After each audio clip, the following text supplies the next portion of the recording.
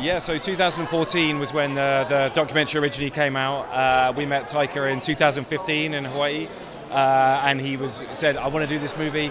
I've got a couple of other things going on. So he was just finishing, I think, Hunt for the Wilder People at the time, which went off to Sundance. And of course, those other things he was talking about happened to be, a couple of Thor movies and winning an Oscar for Jojo Rabbit. No big deal. But amazingly, he obviously had a really close connection with the material, with this story, and wanted to tell it. And so, 4 years later, we found ourselves in Hawaii shooting this movie, and here we are today. Me and this guy, we met playing soccer when we were at college together, and then we spent the next 10 years of our life making commercials or branding content with athletes, with soccer clubs, with soccer, football, soccer-related brands. And I guess after all of that process, we kind of fallen out of love with the game, and we wanted to recapture our love of the game. And we thought, where is a love of soccer at its purest? And it had to be the worst team in the world who was still playing despite never having won a game.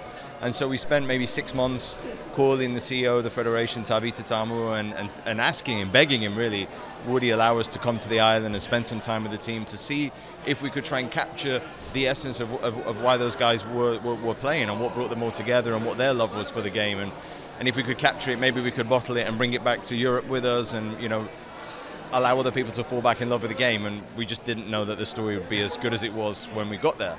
And so now it's like we come one step further. Obviously, we made a doc, and a handful of people saw it.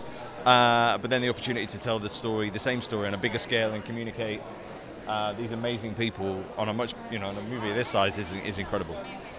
Yeah, I mean, like Taika is one of the biggest, most incredible directors in the world, and so when we first heard that there was a chance that Taika would want to remake this as a film, being a Polynesian filmmaker and a filmmaker who was going to get this story like no other.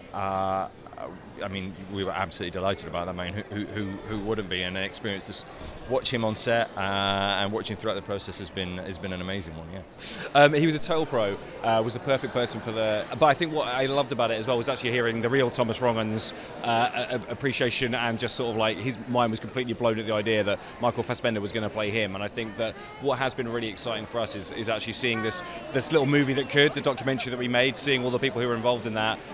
Just kind of, be just completely blown away by seeing this thing being scaled up on a new platform in a new way.